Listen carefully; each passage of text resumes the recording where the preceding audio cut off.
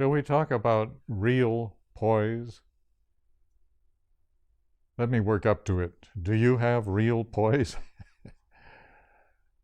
Saints, present day, throughout history, have this marvelous poise and confidence in God.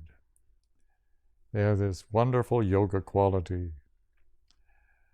And they become called rugged individualists because they stand up to all kinds of people, kings and mobs, all kinds of trouble coming. They have this marvelous poise. Is your yoga practice giving you poise?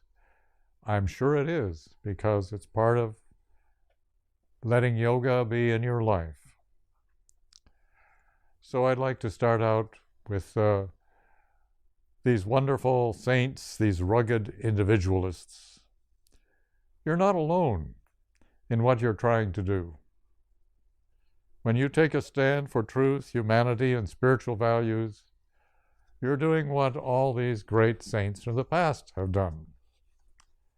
You know God is with you. It gives you poise. Countless people have gone before you. Millions of them, perhaps. Volumes of them. They dedicated their lives to a higher purpose and stood with poise and faced all kinds of enemies and mobs and troubles. Maya is this state in which you don't know spirit's real, in which you're confused and lost, and which you just kind of react to life, and you can often be wrong, part of a ignorant mob that does a lot of devastation. Maya means this delusion that comes from ignoring spirit and ignoring soul within us. We have souls, spirit within us, ignoring soul and spirit. Maya pulls and pushes us. We have ignorance and we have ego, and we are easily tempted, and we have no poise. We just react. We don't pause and consider what is best for others as well as ourselves. So metaphysicians say humanity is like a big herd, mindless, not much thinking going on, full of desires and fears, full of materialistic mindsets, thinking the physical world's the only reality, full of people who are not seeking lasting happiness, but pleasure and relief from pain. A herd which has no insight, very little love, so little compassion, so little concern for others, so lost and so unknowing. And the world's pressures increase the ego, our sense of separateness. Our ego is our sense of who we are. And most of us don't know who we are. It's our sense of who we are. Very often, a heightened ego feels more and more separate from everybody else, and often more correct or more wise. We get very deluded about in our separateness, how great we are and how important we are.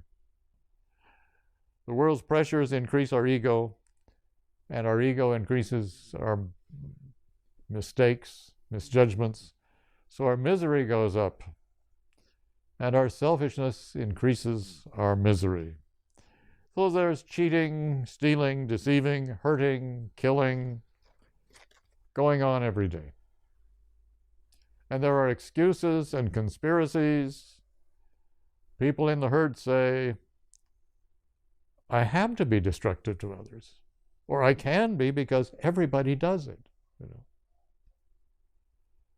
Nevertheless, you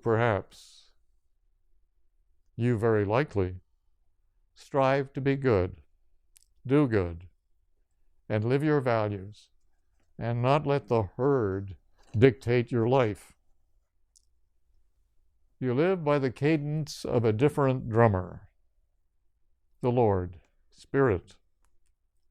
You take a stand.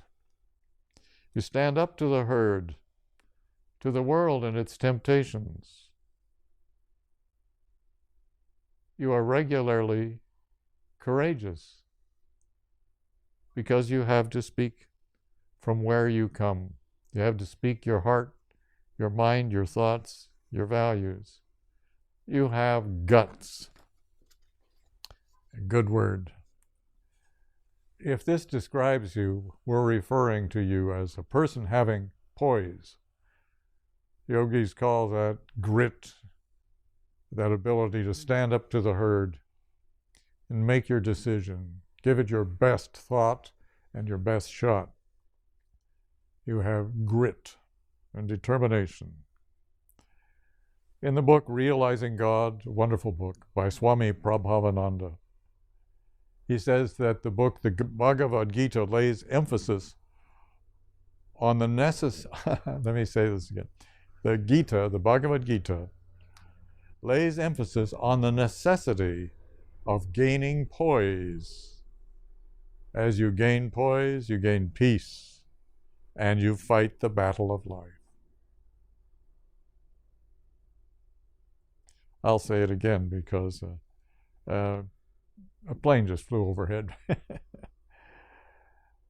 The great yogi, Swami Prabhavananda, I've seen him a little bit. He's passed on, but he was beautiful. And he's a great writer, great yogi. In Realizing God, that's the book, a great book that everybody should read, by Swami Prabhavananda. He says, the Bhagavad Gita, which is another book you've got to have, the Gita lays emphasis on the necessity of gaining poise. You need this poise to gain peace and fight the battle of life. So I looked up the word poise because it's a beautiful thing to share yoga with others. You see people growing in poise. They think, they tune in inside. They pray, they stand up to madness or propaganda or deception or unfairness. They have this beautiful yoga poise. Here we go, poise, from the Latin meaning something weighted.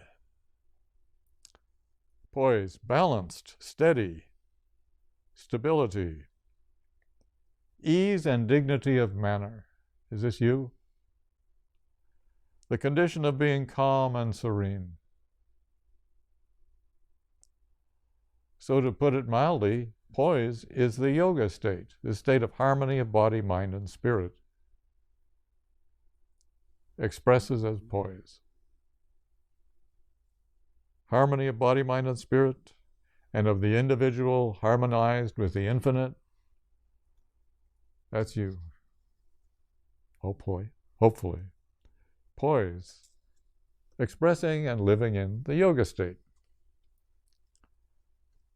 In your poise, in your practice of yoga, you're developing a spirit of serenity in the midst of pleasure or pain. Are you?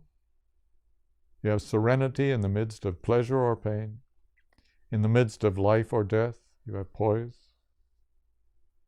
In the midst of sickness or health, you have poise.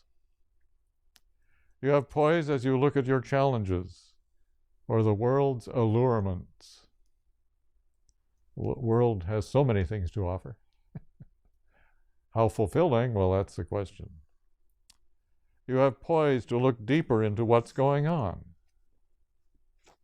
Very often, you see it differently than the mob does, the herd. You have poise to see behind or through. Behind what's going on, what does this mean? What's the blessing in this? What's God doing in this? What's God's will in this? You welcome because you sense truth. You welcome truth, or you welcome the Lord to come here and be present here during this fight that's going on, or during this misrepresentation, or this abuse that's going on. You have poise to see behind and through. You sense the eternal. You know, this is a temporary, this is not the lasting. What is the eternal going to do here? What's this really about? How can we align with God? You see souls in people, not just egos. You see spirit everywhere and within you. You attune with it. You see spirit in people. You see spirit in your life's unfoldment and meaning through poise. In your poise, you find an established balance between people, between forces. In what's going on, you establish balance. You have poise to bear patiently, make good choices. You're poised when people praise you, and you don't let it go to your ego. And you have poise when you're being blamed, especially for something that is a misunderstanding. You have poise when you're being blamed. You have poise in every experience as you develop. You have poise. You can choose how to act and not react unconsciously. You have poise in storms and stress. You have poise regarding instinctual urges.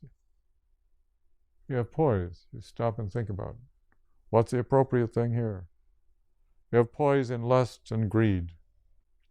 Poise to give your mind to the spirit within. If you devote yourself to God, you will gain poise day by day. Poise will be a state in your mind, in your body, in your nerves and cells. And your body will be spirit-filled and spiritualized. In poise, you will see spirit, one reality everywhere, and your part in that one reality. In developed poise, you become a blessing to yourself and to others. You don't have to be that conscious of poise, you just have it. It's just part of your personality, your sense of self. If you'd like to today, think of several instances where you have demonstrated poise, and also in those times when you didn't demonstrate poise. Poise, you're a free person, you can choose. In the herd, you don't think, you don't choose. And you may do a lot of harm to yourself and others. Mob mentality. I'd like you to recall several instances of poise, and I'd like you to visualize several circumstances and consider how you, in a state of poise, would deal with those circumstances. And in poise, you stand out from the mob, the herd. You are one of those rugged individualists, and potentially one of those saints. Poise, my friends.